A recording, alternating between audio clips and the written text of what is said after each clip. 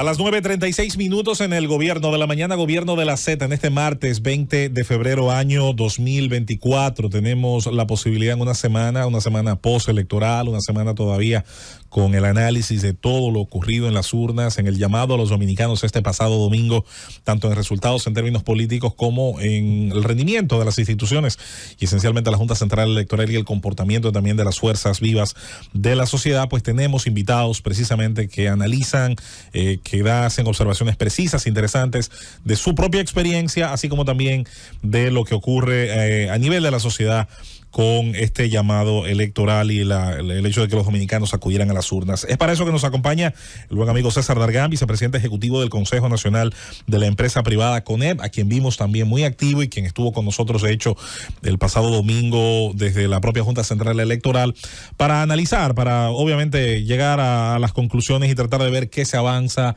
qué retos tenemos por delante. Muy buenos días y bienvenido, César, a este espacio, a esta cabina, donde siempre sabemos, eres bienvenido y tienes un espacio. Muchísimas gracias, José Luis, y para mí es un placer venir a esta cabina. Lo que no la están viendo en la completa dimensión, esta casa llena, con una muy representativa participación de muchos amigos. A todos les tengo mucho aprecio. Arranquemos. De convocatoria, De hecho, claro, si Aníbal no viene a este programa, esa silla la puedo ocupar yo en algún momento. Bueno, te vamos a llamar los días que Aníbal... Te vamos a poner un segmento los días que Aníbal no esté. Excelente. Ahí está. Vamos a analizar la influencia de la música disco en la política dominicana. Excelente. Aníbal está estropeado todavía. Bueno, ahí está. Mira, vamos a arrancar, César, para lograr la victoria. Obviamente, el pasado domingo, parte incluso lo hablábamos a través de la vía telefónica, el proceso que hubo dentro, que insistimos es ejemplar, con una junta con un personal cada vez, yo diría que mejor entrenado, más capacitado, y un proceso fuera donde hay mucho que mejorar y es difícil, no sé si cargárselo a la Junta, que ya tiene unos recursos, que ya tiene un uso de esos recursos, o tratar de convocar a la madurez de los propios partidos políticos, el tema de los alrededores de los colegios, donde hay que decirlo, pasaron muchas cosas que sí deberían quedarse en el pasado. Quisiera empezar por ahí. Lo primero creo que debe ser reconocer el trabajo que hizo la Junta Central Electoral. Estamos a menos de 48 horas, si bien es cierto que hay todavía algunos reconteos y algunos procesos en curso, pero en sentido general el proceso se completó, los dominicanos acudimos a las urnas y todo transcurrió en relativo orden. Hay hechos todavía que ocurren y que ojalá cada vez sean menos, pero sentirnos que vivimos en una democracia, que esto es parte de nuestra vida y que la vida sigue, pues es, yo creo que algo positivo y un reconocimiento a la Junta Central Electoral. Hace apenas 4 años, en esta misma fecha, estábamos todavía decidiendo qué iba a pasar con el país por la suspensión de unas elecciones. Habiendo dicho eso, el Consejo Nacional de la Empresa Privada se involucró, como tradicionalmente ocurre en el proceso, acompañando a la Junta, tratando de construir diálogos entre el liderazgo político y participando con otros actores de la sociedad civil. No solamente en la coyuntura del día de las elecciones, sino en los días previos. Tratamos de recoger cuáles eran los temas que preocupaban, conversarlos con la Junta, ofrecer el apoyo, y eso transcurrió bastante bien. En adición, visitamos y nos hicimos acompañar de observadores internacionales que entendíamos que aportaban valor al proceso. Invitamos al Grupo IDEA, que son 37 expresidentes de Iberoamérica que se distinguen por su compromiso con la libertad y la defensa de la democracia. Vinieron en esta ocasión el presidente Pastrana de Colombia y el presidente Maguad de Ecuador. Estuvieron participando con nosotros en ese diálogo con los partidos políticos y con la Junta, y recorriendo también algunos centros el domingo. Yo creo que evidentemente hay aprendizajes y a reflexión a futuro, y ojalá no lo veamos ahora con la cabeza caliente. ¿Aguanta la República Dominicana 2 procesos electorales en tan corto tiempo? Apenas a 3 meses estamos del próximo. Aquí no va a haber pausa. Esto sigue. Primera reflexión, a futuro. Segunda reflexión, el costo de la campaña política en la República Dominicana. Y ahí no quisiera en esta etapa entrar en que si recursos o no recursos del Estado. Es que el costo de una campaña política, desde un vocal en un distrito municipal hasta un regidor en una alcaldía, es demasiado alto. Y eso no hay, inclusive es comentario de observadores internacionales de que comparan los umbrales que tenemos en República Dominicana y cómo aquí se gasta mucho en política. Pero más allá, evidentemente, el activismo, la accesibilidad, siempre tiene espacio de mejora, y sobre todo que reflexionemos en torno a por qué una parte de nuestra población, mayoritaria o no, todavía siente apatía con las opciones que presentan los partidos políticos. Hay algo importante, César, ahí hablas de no tocar el tema de recursos del Estado, pero yo sí quiero tocarlos, porque el contexto de la estructuración Junta Central Electoral, has dicho que funcionó bien, se ha demostrado que no hubo tal abstención de un 70%, fue la rutinaria y la porcentualmente tradicional, pero hay una denuncia por parte de uno de los actores, que es la oposición, de un uso y abuso de recursos del Estado. De hecho, el Partido de la Liberación Dominicana depositó instancia por ante la Procuraduría General de la República solicitando la activación del fiscal contra los delitos electorales. En ese contexto se ha denunciado varias veces esto. ¿Cómo valoras tú, como vicepresidente ejecutivo del CONEP, el supuesto uso de los recursos del Estado en República Dominicana en el marco de estas elecciones? ¿Hubo, no hubo, mediano, mucho? ¿Qué te parece? Si vemos dónde estamos hoy, la República Dominicana experimentando algún nivel de avance. La ley de régimen electoral y la ley de partidos políticos al menos establecen umbrales de hasta cuánto pueden gastar los candidatos. Sin embargo, entiendo que se quedan cortas en dotar de las capacidades que tenga la propia Junta Central Electoral de fiscalizar el uso de esos recursos. Es decir, el músculo de que lo que dice la ley, pues se pueda efectivamente fiscalizar. El avance es que hemos ido regulando, pero cuando vemos en la práctica todavía nos queda un camino. Por otra parte, el fiscal electoral, si bien es cierto, estaba creado por ley, tuvo que venir la crisis de las elecciones del año 2020 para que los partidos políticos tuviesen que exigir que fuese designado. Y en esta ocasión ya operando, pero también qué capacidades reales tiene desde el Ministerio Público el fiscal electoral para atender las denuncias que se puedan presentar y actuar en consecuencia. Entonces, en la etapa actual, lo que debemos seguir es llamando a que por los mecanismos correspondientes se denuncie si hay alguna violación al esquema legal vigente, pero por otra parte, que cada vez más se garantice el uso y la procedencia de los recursos. Así como es perjudicial y dañino el uso de recursos del Estado en una campaña política, también es el de recursos ilícitos de fuentes que no están definidas y que poco a poco permean un sistema y hasta influyen en él. Entonces, sobre la base de eso es un tema a reflexionar entre toda la sociedad de cuánto cuesta la campaña, quién pone el dinero, para qué se usa el dinero y en consecuencia que se sancione quien lo utiliza de la manera equivocada. Darjan, vicepresidente ejecutivo. Ciertamente es bueno preguntarte sobre las elecciones, pero me gustaría irte a tu área de interés. El CONEP en su convención empresarial resaltó el aumento de las pérdidas de energía, el incumplimiento del pacto eléctrico, que las pérdidas se proyectaban a un decrecimiento para este tiempo de un 15% y mejor. Encontraron en 30, está rondando el 40, en algunas distribuidoras está muy por encima de ellos, aún recuperando el nivel de cobranza. El índice de actividad manufacturera ha estado cayendo, por lo menos la última registro publicado por Industria cayó, no por debajo de los 50 puntos, pero decreció. El crecimiento de la economía quedó por debajo de la meta de crecimiento, aunque fue muy cuidadosa. ¿Cuál es la perspectiva que ustedes tienen? Yo sé que tienes tus limitaciones porque, ¿verdad? Esos son temas, posiciones muy, ¿verdad? Que hay que consensuarla, pero no le preocupa a ustedes nada más eso. Las exportaciones también estuvieron por debajo. O sea, realmente hay indicadores que no nos dice a nosotros que estamos tan bien, tan bien.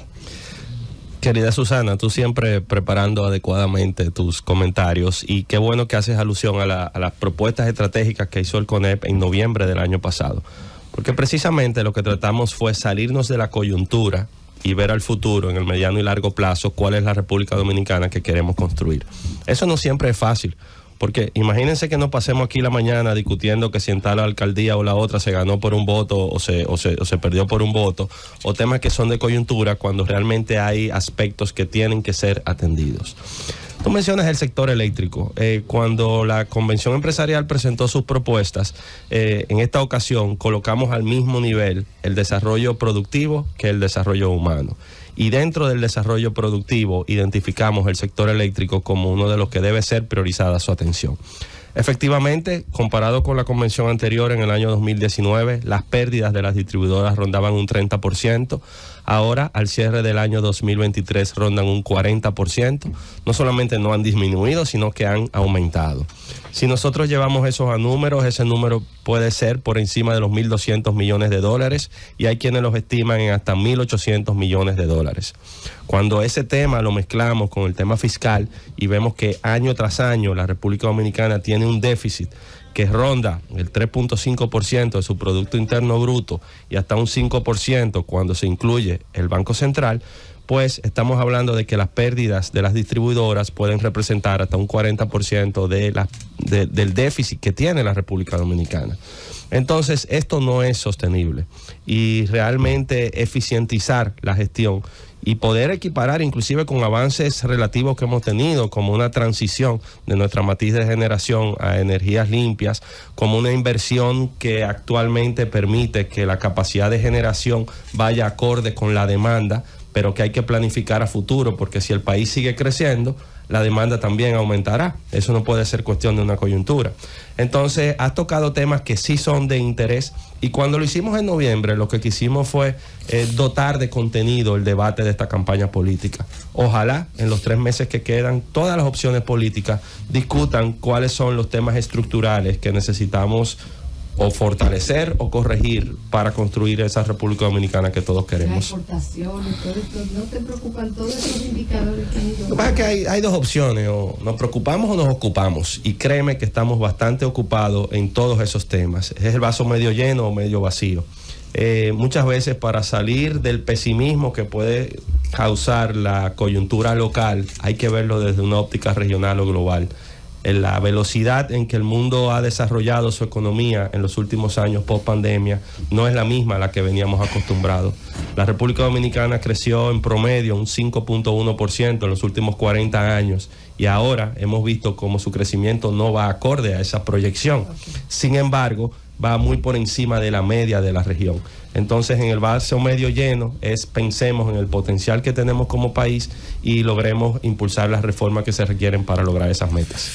César Dargán, hoy te recibimos aquí en el Gobierno de la Mañana como un dirigente empresarial, vocero de una entidad empresarial muy importante en el país, pero yo te veo como un dirigente político de dilatada experiencia. Y entonces al dirigente político y vocero del CONES yo le pregunto, porque del resultado de las pasadas elecciones del domingo, lo que más ha llamado la atención, pese a que como relataba Khalil Michel, más o menos siempre es el mismo nivel, es el tema de la abstención.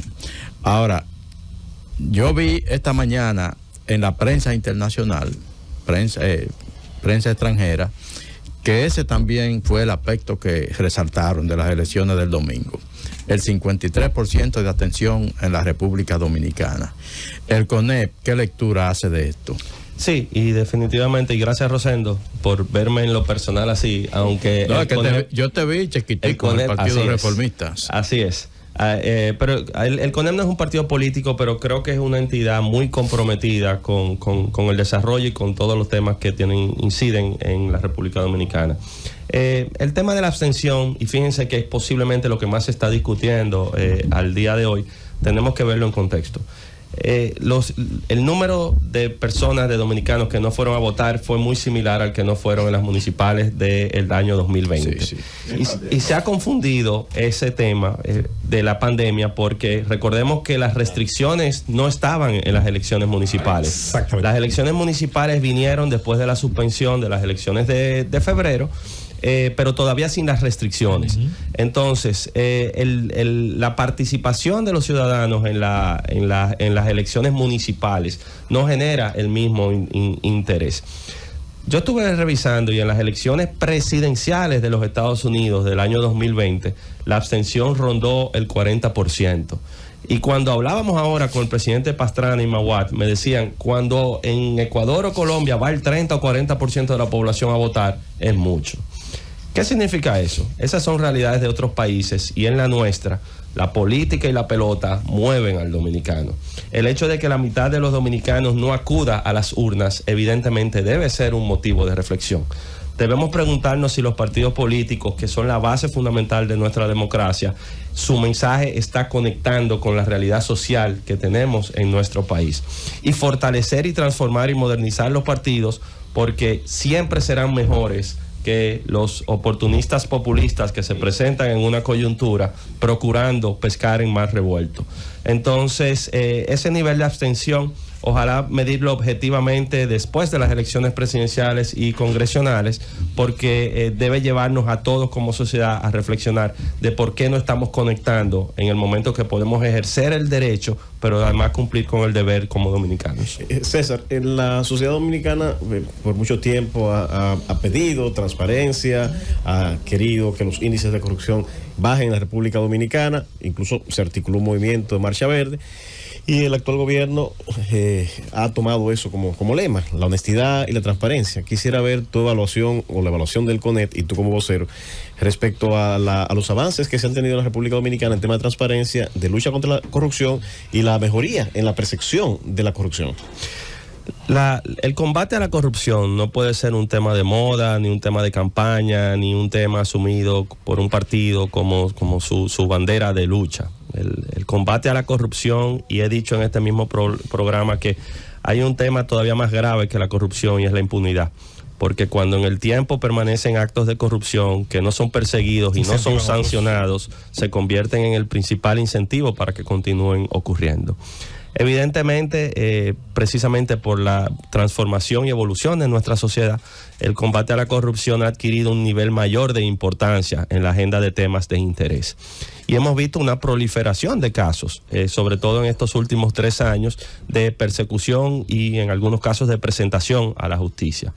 Evidentemente, la complejidad de los casos que se han presentado han conllevado una dilación en que los mismos puedan ser fallados.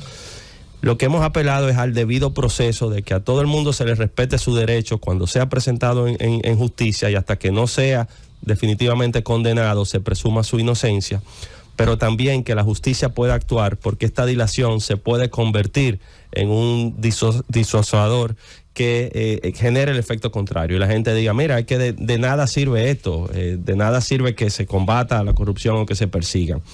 También esa lucha no puede ser selectiva, no puede ser en función del que vino atrás. Yo tengo que predicar con el ejemplo y en cada una de las etapas poder ejercer las acciones. Y ojalá, porque uno lo puede ver muy teórico, pero en la práctica, el dinero mal utilizado y mal versado le quita la vida a muchas personas porque no se invierte en salud, no se invierte en educación, no se invierte en infraestructura y eso debe ser perseguido y no debe pasar de moda. César, tú representas, eres el vocero de los empresarios más grandes de República Dominicana, ¿es así? Y los más pequeños. El CONEP hoy en día son 64 asociaciones y 76 empresas. Son 60,000 empresas de prácticamente todos los tamaños. Ok. Entonces, siempre se ha dicho que el sector privado, al que tú representas hoy, en esa dimensión, hace aportes a los partidos políticos. Pero nadie nunca sabe cómo se hicieron. Al menos yo no lo sé. ¿A quién le dieron tanto? O si le dieron o no le dieron, o aportaron, para no decir que le dieron. Yo como campesino embullado tengo un lenguaje un poco, ¿tú me entiendes? ¿Tú pudieras decirme cuáles aportes se han hecho a cuáles partidos en este momento y en qué consiste desde el sector privado que tú representas? Fernando, aspirando a ser también un campesino embullado como tú. Claro, vamos a hacernos todo y el domingo estuve en Santiago, en tu tierra, y visitamos algunos centros.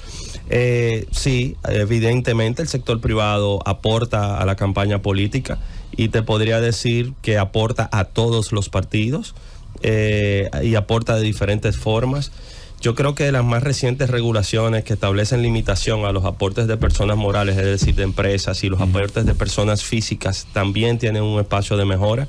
Si nosotros comparamos con jurisdicciones que funcionan, todo el mundo aporta y aporta a todo el mundo, pero tiene que declararlo, y lo tiene que declarar en doble vía. Eso es lo que te pregunto. El que lo aporta y también el que lo recibe.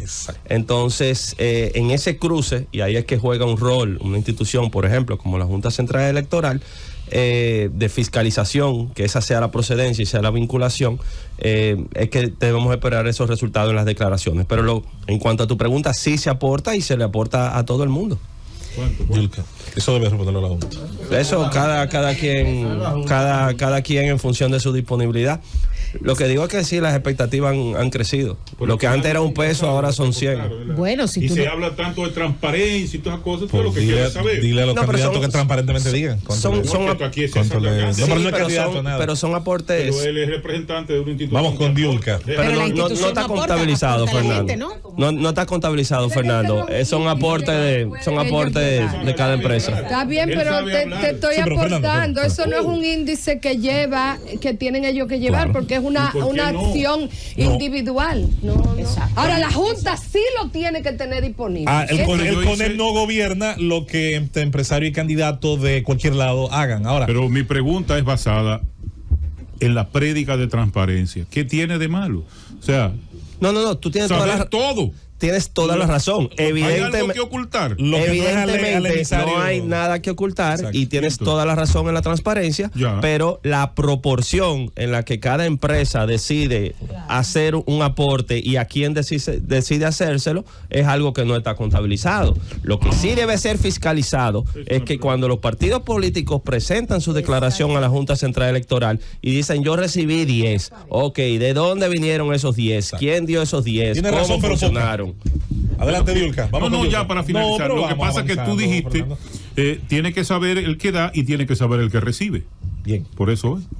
Tú no Adelante, tienes amigos. O sea, lo evidente es que él no tiene amigos que le den, que lo apoyen. No, tiene candidatos que son Eso amigos que es- le puede preguntar. No. Pero a él no le dieron, por eso el Adelante, griterío. Yulka Pérez. César Dargan, ¿a ustedes también le preocupa el tema de la abstención? ¿De alguna manera el empresariado tiene una idea de propuesta para que la Junta Central Electoral, el sistema político, el Estado Dominicano, de alguna forma pueda seducir o garantizar que haya gente de todos los sectores que vaya a votar sin que necesariamente sea el voto obligatorio? O sea, hablamos de te voy a incentivar o te voy a quitar incentivos que ya tienes con tal de que vayas a votar. Yo creo que es una labor conjunta y no hay una fórmula perfecta. En ningún país ha funcionado. De hecho, en países con el voto obligatorio, y lo hablaba con el presidente Maguad del domingo, va el 70% de la población. Y el voto por Y la ninguno otra se parte, dispara. o no se entera, o no le importa que le sancionen, y como quiera no va. Tú has participado activamente en política y tú sabes lo difícil que es recorrer las calles y movilizar el voto. Ahora bien, hay cosas que siempre podremos mejorar. Yo creo que dotar de contenido esta campaña es fundamental para que cada quien sepa por quién está votando. En otras jurisdicciones, mira, tú podrás estar o no de acuerdo, pero tú sabes si ese votó por esto o votó por lo otro, propone esto, propone por lo otro. Ahora la campaña le falta contenido, por una parte. Por otra parte, yo fui a votar el domingo y yo mismo me intimidé frente a la boleta de los regidores con la cantidad de partidos y candidatos que yo tenía al frente. Entonces, Sí. ponderar y decidir el voto no es tarea fácil. Entonces, la Junta podrá hacer la labor de incentivo, de promoción del proceso. Yo creo que también los partidos políticos deben elevar la capacidad de comunicar lo que están haciendo y la sociedad en general poder generar espacios para que esto se discuta, se vea y entre todos logremos un círculo ¿O virtuoso. reducir la cantidad de candidatos? Quizás más que los candidatos, porque es un derecho constitucional al que quiera aspirar, pero pensemos en cuáles son los requisitos para los partidos políticos y los movimientos en la República Dominicana. Si mal no recuerdo, creo que hay 34 partidos reconocidos y 8 movimientos. Muchos de estos partidos, elección tras elección, ni siquiera presentan candidatos y siguen siendo parte del sistema. Y luego hablamos de las grandes alianzas, de las grandes coaliciones, de las grandes concertaciones, pero son los mismos actores que cuando tú les evalúas su participación es pírrica. Entonces, la democracia se fortalece con la diversidad y repensemos en todo lo que pueda mejorar, entendiendo que República Dominicana es un país que resalta en el resto de la región. César, quiero irme a la parte económica y me gustaría saber cuál es la visión que tiene el CONEP, el sector empresarial, con respecto a lo que se ha comenzado a debatir sobre la posibilidad de introducir una reforma integral que elimine ese déficit fiscal oneroso, pero que además que garantice por lo menos la derivación de recursos importantes en la calidad del gasto. Cada día el déficit energético crece más, el déficit presupuestal, tenemos que completar nuestro presupuesto con préstamos. El peso de la deuda cada día es mucho más oneroso y parece ser que ya estaba en una especie de constreñimiento económico, y me gustaría saber cuál es la posición del CONEP respecto a comenzar a debatir ya una reforma fiscal que dé mayor nivel, por lo menos, de fluidez al Estado Dominicano y que garantice mayor nivel de inversión de capital como garantía de una dinámica en la economía dominicana. Felipe, la última vez que los dominicanos pudimos ponernos de acuerdo en una gran estrategia nacional fue precisamente en la Estrategia Nacional de Desarrollo, y en ese momento identificamos 3 grandes áreas de temas que tendrían que ser atendidos para la República Dominicana del futuro: el tema eléctrico, el tema educativo y el tema fiscal. Y nos mandó a hacer un gran pacto fiscal. ¿Por qué fiscal? Porque un aspecto es el tributario, es decir, cuántos son los impuestos, cuánto paga quién, si el impuesto es alto, si es bajo, solamente cuánto yo recaudo y en función de qué yo lo recaudo. El aspecto fiscal va mucho más allá y es el mandato de la estrategia, y es cuánto ingresa, pero en qué lo estoy gastando también, cuál es la calidad de eso que estoy gastando. Y es importante que eso se hable y se siga conversando, porque muchas veces nos quedamos un poco en la discusión de las élites, de los porcentajes, y la gente tiene que entender cómo esto impacta en la vida de las personas. Año tras año, si el gobierno y el Estado en general en su rol hace todo lo que le corresponde, le falta dinero. O sea, el dinero que tiene ahora mismo no es suficiente. Y esa brechita, que es el déficit que se acumula año tras año, no es nueva. Tenemos 20 años en la que la República Dominicana cierra con un déficit, un 3.5 y un 5%. Por eso decía la Estrategia Nacional de Desarrollo, la presión fiscal, es decir, el porcentaje de todo lo que entra al Estado en función de su Producto Interno Bruto, en aquel momento era alrededor de un 14%, se debe proyectar para que llegue a un 21% en el año 2025, el año próximo.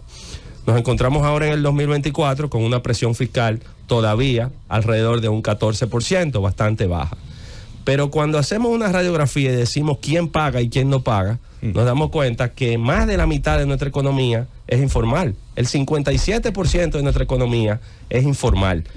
Entonces, una discusión de un pacto fiscal que debe darse, tan pronto las condiciones lo permitan, debe ser de manera integral, pensando en cuál es el país que nosotros queremos, cuánto cuesta el país que nosotros queremos y de dónde viene el dinero para nosotros sostener ese país. Es una discusión compleja, evidentemente, pero tiene que ser asumida con responsabilidad. Cuando nosotros vemos todavía mayor en el nivel de detalle de dónde vienen los ingresos, la mayor parte de las recaudaciones en la República Dominicana vienen del ITEVIS. Pero el ITEVIS per se, la base de aplicación a los productos que están grabados, está sumamente erosionada en casi un 60%. Entonces, ese es el tipo de discusiones que tenemos que tener y pensar también en el gasto. Porque nunca será suficiente lo que me entra al bolsillo si lo que yo estoy gastando está mal gastado y es más de lo que me está ingresando. Por eso cuando hablamos del tema eléctrico, cuando hablamos de muchas otras partidas presupuestarias que están previamente comprometidas, todo eso tiene que estar arriba de la mesa. En resumen, nosotros aspiramos a que el sistema en la República Dominicana sea efectivo, sea ágil, sea de fácil acceso. Muchos de los informales lo hacen voluntariamente. Yo no voy a pagar impuestos y no pago. Otro por desconocimiento, otro por la complejidad de los formularios, de las declaraciones. Y el anticipo de la MIPYME, que es oneroso para poder desarrollarse. Claro, entonces transparentar y eficientizar el sistema es fundamental. Y ojalá cuando las condiciones lo permitan lo hablemos de manera objetiva, no solamente en función de cuánto yo estoy cobrando, sino también cuánto yo estoy gastando. Se ha hablado todo este proceso de pandemia y pandemia. En estos 3 años, mucho de inflación. Entonces se critican los subsidios sociales, los subsidios a los productores. Ayer el presidente en la semanal hablaba de un crecimiento de 15.4 del sector agropecuario. ¿Cómo tú entiendes que está el aparato productivo, como se dice tradicionalmente, nacional, que demostró mucha fuerza cuando el mundo estaba cerrado, autosuficiente en muchos rubros, incluyendo, ¿verdad?, el arroz y en momentos el sector avícola también? Cuando se compactó, pues pudo también suplir el mercado nacional. Si nosotros hacemos una fotografía, una radiografía de la República Dominicana, nos damos cuenta que tenemos un aparato productivo, una economía sumamente diversificada. Si nos comparamos con otros países, su economía es muy concentrada. Hay países que la mayoría de la motorización de su economía es, por ejemplo, el sector minero, o es el sector servicio, o es el sector industrial. Nosotros, cada uno de los sectores productivos aporta al Producto Interno Bruto. Eso ha sido una ventaja en el tiempo, sobre todo en momentos que se han enfrentado tantos retos globales, porque cuando cae un sector, lo cubre el otro. Sí. Nosotros, por ejemplo, el año pasado tuvimos una desaceleración de sectores como la minería o como la construcción en determinados momentos, pero tuvimos un auge importante del sector turismo, del sector zona franca, del sector industrial. No siempre ha sido así, esa no es la constante. Hay momentos en que por factores externos, por ejemplo, nuestro turismo se ha visto afectado. Casi no nos acordamos, pero recordemos la crisis de los muertos. De la bebida, tuvimos la pandemia, hemos tenido muchos temas que han afectado, pero luego también ha habido resiliencia de recuperación. Entonces, esa dinámica económica, que es una fortaleza que tenemos, es lo que debe ser fortalecido. Nosotros debemos cuidar lo que tenemos, construir sobre la base de eso, y una visión hasta ideológica, de que el Estado sea tan pequeño como sea posible y tan grande como sea necesario, que la actividad y el desarrollo del país precisamente venga de los sectores productivos, y mientras más actividad económica hay, más empleos se generan y más se dinamiza y permea en el desarrollo de todos los dominicanos. Julieta. Sí, César, tú has mencionado en dos oportunidades, cuando te refería a la reforma, cuando las condiciones lo permitan. ¿Cuáles son esas condiciones que tienen que darse para que se sientan a hablar, a discutir eso y a tomar las decisiones que desde hace varios años venimos oyendo que hay que hacer esa reforma, Todos los temas que hemos hablado hoy se conectan, y qué bueno que has puesto tanta atención que ni yo me había dado cuenta que ya lo había mencionado 2 veces, pero hoy estamos a 20 de febrero. Y las próximas elecciones son en prácticamente 3 meses. Ahora, en una semana, inicia la primera legislatura de este año, que va a coincidir con la campaña política y va a terminar antes de agosto, que avance e inicie el nuevo periodo de gobierno. Yo entiendo que en una coyuntura electoral iniciar una discusión de esta envergadura no es algo recomendable, evidentemente. Por eso hablamos de cuando las condiciones lo permitan, porque definitivamente debemos agotar esta parte electoral, debemos hacer una convocatoria lo suficientemente responsable, que tenga en cuenta todos los aspectos que hemos estado hablando. Sería muy fácil una convocatoria para hablar cuánto más yo te voy a cobrar, pero también hablemos de cuánto y en qué se está gastando y dónde es que se está desarrollando este país. Yo creo que la madurez del liderazgo político y el compromiso de los sectores sociales, y puedo hablar en el caso del sector empresarial, estarían listos para esa conversación, y por eso he mencionado varias veces cuando las condiciones lo permitan.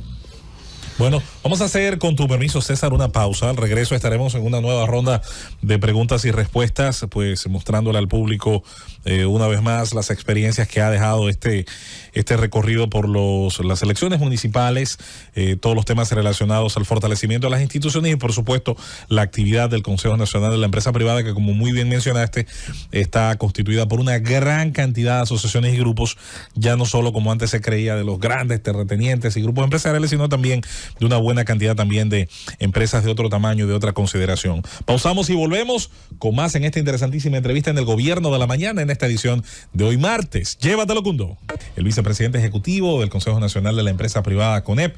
Y bueno, vámonos en esta oportunidad con una visión, una proyección que hacías hace un tiempo atrás, César, sobre la inversión privada para el año 2024, que ya de hecho va avanzando, aunque uno no lo crea, ya va más de una octava parte del calendario, pero mencionabas a final del año pasado que cerca de $30,000 millones podían de manera neta proyectarse para la inversión en República Dominicana. Hablaba Celso Juan Marrancini de en los próximos años tratar de incrementar también el número de empleos. Se hablaba de una cifra cercana a 500,000 para varios años. Y yo me preguntaba cuando veía esas cifras, si para lograr estas metas, u otras incluso, ¿por qué no más ambiciosas, no necesitábamos, César, ir en pos de profundizar lo que permitió hace ya 30 años atrás iniciar una gran era de prosperidad y crecimiento en nuestra política económica? La reforma que en 1992 le entregó a este país un código tributario, un código laboral y una reforma arancelaria liberal, unificadora de criterios, de reglas de juego, que parió la prosperidad de los 90 y que dejó sin duda las bases sentadas para la transformación del mercado dominicano. Después de ahí, todo lo que hemos hecho en reforma fiscal ha sido más crecimiento de la capacidad tributaria. No está mal, pero ha faltado lo otro. Yo me cuido mucho al hablar de números, por eso hace un momentito con Fernando decía que cada quien tiene que informar, sobre todo si no tengo acceso a la data.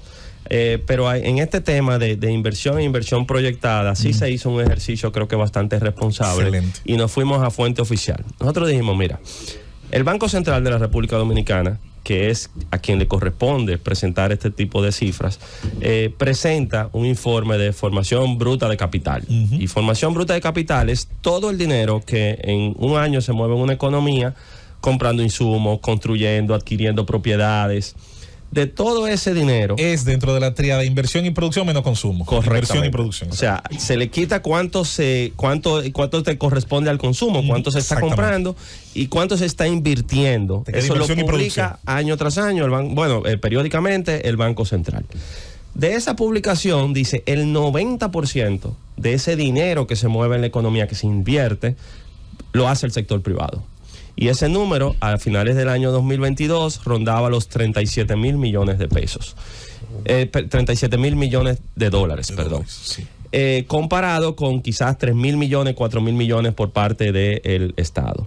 Nosotros hicimos una proyección sobre cifras duras, que son esas, y dijimos, mira, si la economía dominicana crece a un ritmo que ha sido al ritmo promedio de los últimos años, que es un 5%, y tú duplicas la capacidad que tenga el sector privado de seguir invirtiendo, en ese crecimiento exponencial de un 10% anual, nosotros podemos llegar hasta 50,000 millones de dólares en los próximos años.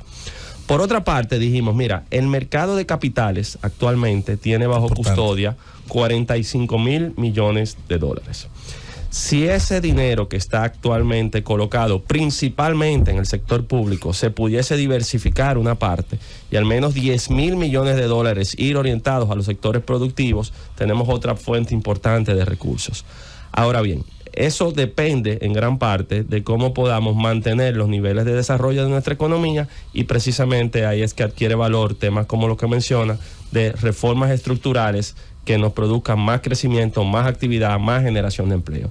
500,000 empleos suena muchísimo, pero es a 125,000 empleos anuales en razón de lo que ha sido el promedio de los últimos años de la República Dominicana.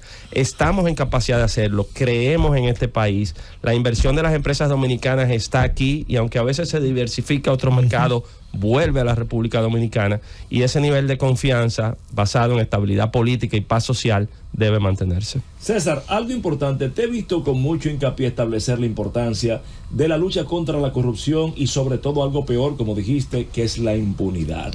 En el marco de eso veo que hay una intención clara de la persecución de la corrupción política administrativa. Pero ahora bien, por cada político corrupto hay un empresario corruptor. Siempre se persigue al político, pero vemos que la parte empresarial no tiene como ese nivel de señalamiento en cuanto a la evasión, a todo el tema de trasiego y al tema de la corrupción administrativa en contubernio con los políticos. Entonces te pregunto, ¿cómo preocupa al CONEP esta situación de la corrupción empresarial en República Dominicana? Khalil, yo no puedo venir y cantar y llorarme al mismo tiempo. Entonces, yo no podría venir aquí a hablar solamente de la corrupción de funcionarios públicos o exfuncionarios públicos y tapar de alguna forma lo que pueda ocurrir, ya sea corrupción fomentada, inducida, producida desde el sector privado. Entonces aquí hay que hacer una distinción muy clara. La ley es igual para todos, claro, y la persecución es igual, no importa si es un empresario o es un funcionario del gobierno. Y la sanción, para que no permanezca impune ni se convierta en un incentivo adicional a futuro, debe producirse. En esta ocasión, cuando presentamos las propuestas estratégicas en noviembre del año pasado, y les comentaba desarrollo productivo y desarrollo humano, de las 10 o 12 propuestas estructurales, una de ellas con un carácter de primer orden es conducta empresarial responsable. Hay que predicar con el ejemplo y no podemos sentarnos en una mesa a hablar de una reforma fiscal si usted es un evasor. No podemos hacernos de la vista gorda en esquemas que generan competencia desleal aquí en la República Dominicana. Nosotros hemos visto en los últimos años una mayor presencia de capital extranjero, sobre todo asiático, que se está convirtiendo en una competencia desleal en la República Dominicana. La inversión que se está haciendo en el sector inmobiliario, la competencia que antes era en el comercio, pero ya está en la industria, ya está en los servicios, en condiciones que no son iguales, debe ser combatida. Y eso no es en el gobierno, eso es en el sector privado. Entonces, no puedo venir a cantar y llorarme, sino que es un solo discurso de cara a la transparencia. Darjan, la Asociación de Bancos Múltiples es parte del CONE, que a veces la gente no sabe que agrupa muchísimas otras asociaciones. Hemos visto muchos casos de lavado de activos, funcionarios electivos que tenían y entraron dinero a través de las entidades de intermediación bancaria. Hemos visto cómplices privados que están involucrados en los casos de corrupción, que hicieron uso, inclusive instrumento de lavado y de captación de fondos, los bancos comerciales. Hemos visto en estos últimos días una persona que estaba siendo buscada en los Estados Unidos y que tenía orden de captura, que estaba formando parte de un board de un banco comercial. O sea, hay situaciones en las cuales los bancos comerciales pudieran mejorar por lo menos empezar por la ley. Tenemos una ley vieja, 18302, que rige el sistema monetario. ¿No quieren ustedes, junto con la reforma fiscal, un poco ver cómo reformar esa ley, darle un poquito más de responsabilidad a la supervisión y a la regulación que debe hacer la Junta Monetaria con la Superintendencia de Banco en virtud de su ley 183 y en virtud de la ley 155 como sujetos obligados especiales que son? Y como que no se menciona, todas esas violaciones no han podido hacerse fuera de las entidades de intermediación financiera, que ni siquiera son involucradas, ni son llamadas, ni son mencionadas. Además, la gente ni la ve. La gente no ve la participación o no la participación, la vulnerabilidad que tuvo el sistema que permitió todas esas violaciones. Cuando nosotros vemos el sector financiero de la República Dominicana, posiblemente uno de los sectores más regulados que tenemos, y precisamente a partir del Código Monetario y Financiero. Recordemos el país que nosotros teníamos en el año 2002-2003, cuando la quiebra de dos bancos generaron una inestabilidad que todavía al día de hoy se está pagando. La solidez que tenía el sector financiero en ese momento, comparado con el día de hoy, es muy distinta. Hoy nosotros tenemos un sector regulado, ampliamente regulado, y además con reservas suficientes para poder seguir desarrollando sus funciones. Si en alguna ocasión hay algún comentario al respecto, yo creo que la introducción que produjo la ley de lavado de activos, de ampliar quiénes son los sujetos obligados y qué tienen que cumplir, no solamente aquí en la República Dominicana, porque aquí están las unidades correspondientes de fiscalización y seguimiento. Sin embargo, somos parte de una serie de convenios internacionales, como Gafilá, por ejemplo, y otros, en los que ya no es solamente que nosotros decidamos o no, es que no harían negocios con la República Dominicana. Entonces yo creo que el sector financiero, la banca dominicana, actúa de manera responsable. Evidentemente, si se presenta algún caso, alguna acusación, si pueden aportar o si pueden ser acusados, que lo sean, pero es posiblemente el sector más regulado que tenemos y con reservas suficientes para responder ante sus actividades. César, la situación haitiana, lejos de estabilizarse, se complica. Ayer acusaron formalmente a la ex primera dama de ese país, a un ex primer ministro de ese país, al ex jefe de la policía de ese país, de estar directamente implicados en el magnicidio del presidente Jovenel Moïse. El gobierno, el Estado Dominicano ha asumido posiciones con respecto a la situación haitiana. En algún momento lo ha tenido que variar por presiones de sectores productivos del país. Pero a este momento, ¿cuál es más o menos la impresión que tiene el CONEP sobre la posición dominicana ante la crisis de Haití? Muchas veces, y qué bueno, Rosendo, que es en cuanto a la situación de Haití la referencia, sí, porque hay quienes dicen, el problema haitiano, Haití es una realidad para la República Dominicana. Sí. Gústenos o no, ese país del cual yo vengo hablando, que ha crecido, que se ha desarrollado, comparte la isla con el país más pobre de este hemisferio y uno de los más pobres del mundo. Entonces, esas asimetrías marcan el tono de nuestra relación. Y a futuro es imposible pensar en el desarrollo de la República Dominicana si nosotros no pensamos en el desarrollo de Haití. Por eso lo que hemos hecho hasta este momento es precisamente respaldar la posición oficial que ha mantenido el gobierno dominicano de que el problema haitiano, la situación haitiana, no es una situación que tendrá una solución dominicana. Si no hay un nivel de involucramiento responsable de la comunidad internacional, eso solamente irá en deterioro. Puede ser frustrante el ver todos los esfuerzos que se han empleado para encontrar algo de luz al final del camino sin tener algún nivel de avance, pero no podemos desmayar en esos esfuerzos. Habiendo dicho eso, muchas veces cuando la referencia es al sector empresarial, hay dos aspectos. Uno de ellos de que si el interés comercial tiene más peso que los temas que son de soberanía nacional y de interés nacional, y el otro es el tema migratorio.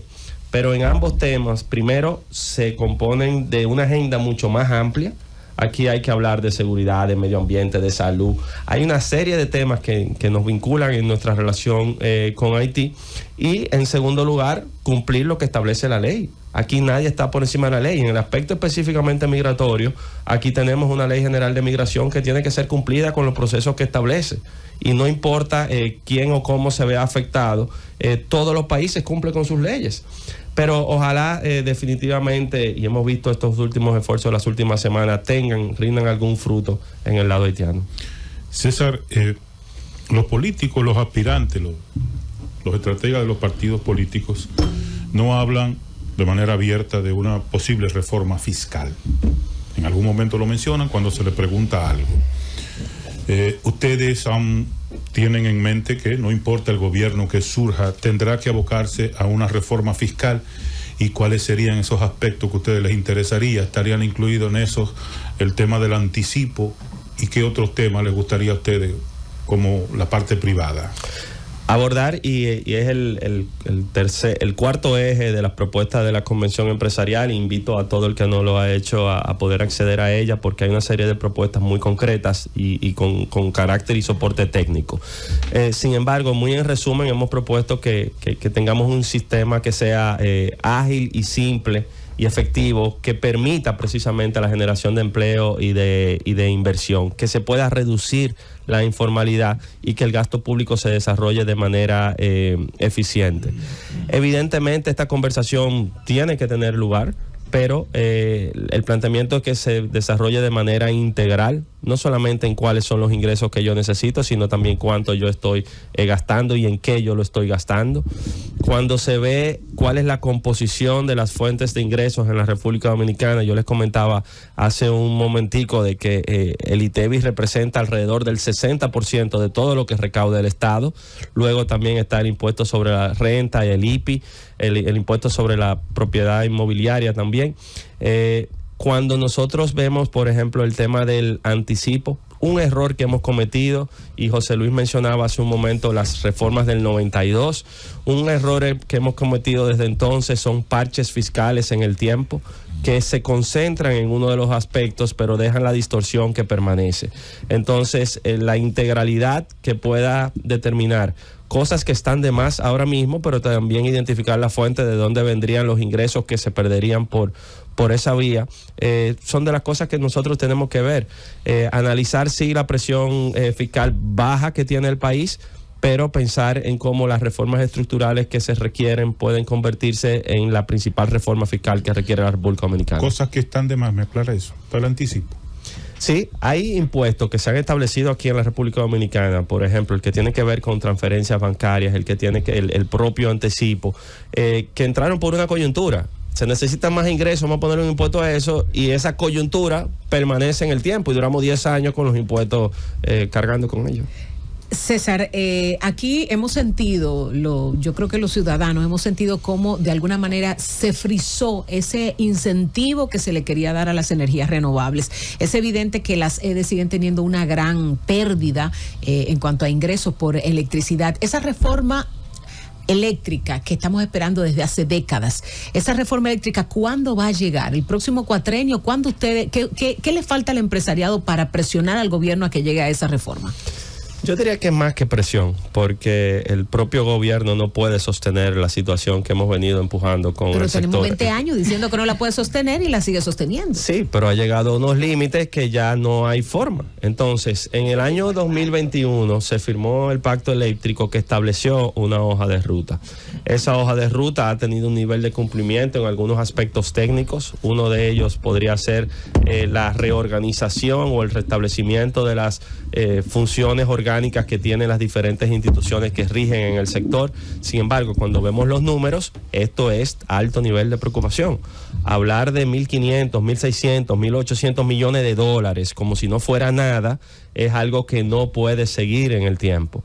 Entonces, ha habido avances, en gran parte por esfuerzos públicos privados.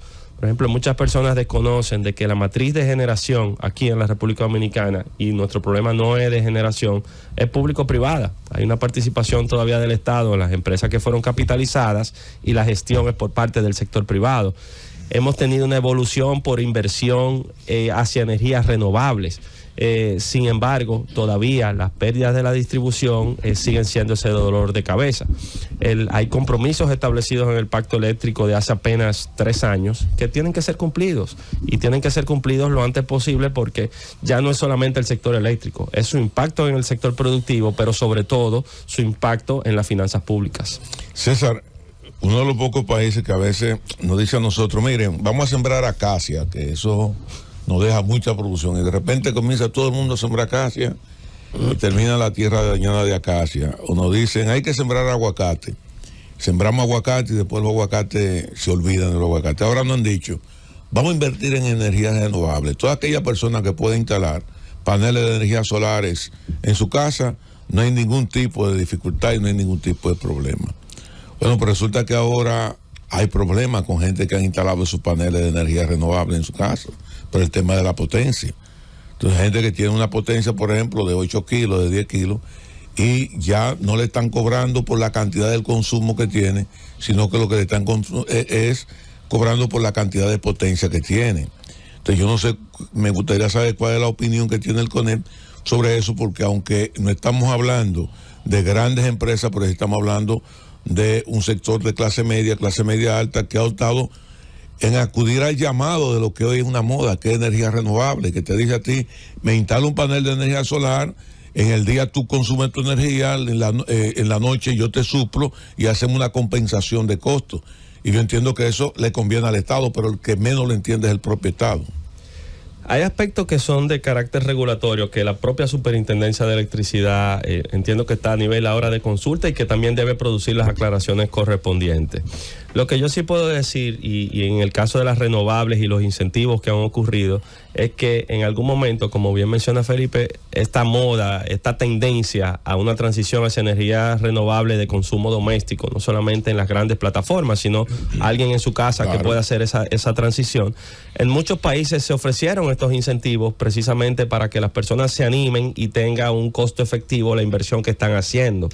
Lo que no ocurre en muchos de estos países es que después de que ha habido ya una ampliación y una penetración suficiente, se mantengan esos incentivos en comparación con los costos y obligaciones que tienen el resto de los usuarios del sistema.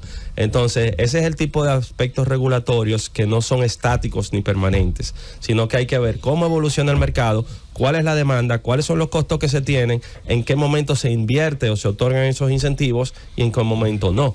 Pero definitivamente son aspectos regulatorios que entiende que debe ser la Superintendencia de Electricidad que pueda ofrecer las aclaraciones pertinentes. Se han producido, César, unos consensos interesantes, quedan unos ajustes salariales desde diciembre del año pasado hasta agosto de este. Van a haber unos 11, ya en febrero ahora hay varios, hay el tema de los jornaleros agrícolas, vigilantes privados, ahora en febrero también, y empleados de hoteles, restaurantes y bares también, lo de zonas francas en abril de este año, unos 33 ya acuerdos aplicados en esta gestión. ¿Tú entiendes que la reforma que debe haber en ese código laboral, deben haber unos aumentos, unos dos al año, de acuerdo a la inflación, indexación, sin tener que estar apelando a que pueda producirse un consenso establecido? Si crees que lo aguanta el sector productivo del país, y cómo valoras todos estos esfuerzos del Comité Nacional de Salarios.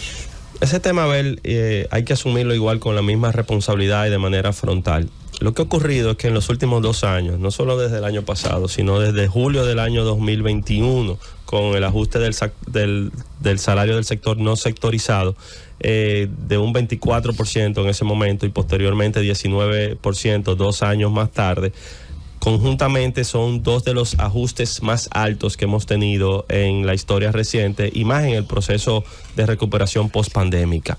Ahora bien, ¿estamos satisfechos con eso? Como dominicanos, ¿podemos sentirnos cómodos con el salario? La respuesta es no. Por eso el planteamiento que hemos hecho es que nunca será suficiente un ajuste porcentual al salario mínimo nominal, es decir, cuánto le entra a una persona, 15,000, 20,000, 25,000 pesos. Eso no es suficiente si no trasladamos la conversación al salario real. ¿Cuántos son los ingresos que requiere una persona para poder desarrollar en condiciones adecuadas su vida? Entonces, eso conlleva muchos otros aspectos. ¿Cuánto se paga de impuestos? ¿Cuánto recibe de salud? ¿Cuánto tiene la electricidad? Inflación. En conjunto, ¿cuánto que lo está haciendo?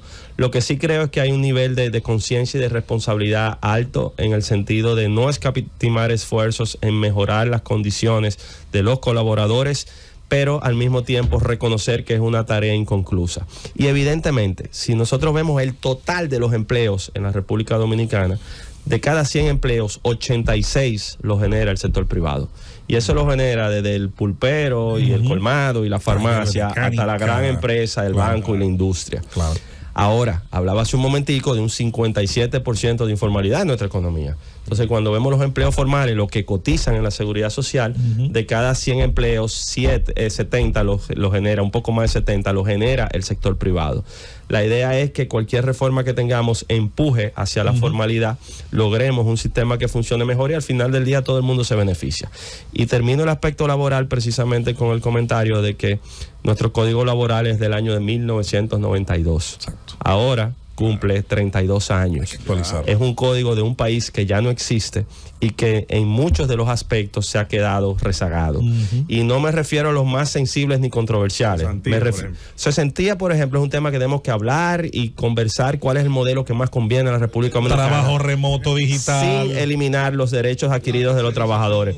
La tercerización, los procedimientos. Trabajo remoto. Muchísimas cosas que ameritan una modernización y una adecuación al país que hemos construido el día de hoy. Bueno, la verdad, César, es que, y de hecho agradecemos esta entrevista porque además de los temas relacionados a lo electoral, al proceso reciente, están los temas de siempre y los muchos que se nos quedan para desarrollarlo en otra ocasión. Aquí hay que simplificar la debida diligencia, abaratar la parte burocrática, una serie de cosas que son interesantes. Definitivamente habrá siempre una nueva oportunidad para tener a César Dargan como vicepresidente ejecutivo del CONEP, para seguir hablando de seguir abaratando y seguir haciendo más accesible la entrada de más actores a la inversión, la producción y por supuesto a seguir generando empleo y riqueza en el país. Gracias por estar en el Gobierno de la Mañana y por hacer por las respuestas a todas las preguntas de nuestros compañeros, César. Mil gracias a todos ustedes, amigos todos, y cuando vea la silla vacía me voy a presentar. Si viene para aquí acá, te sientan de Aníbal. Gracias, César. Gracias. Llévatelo, Cundo.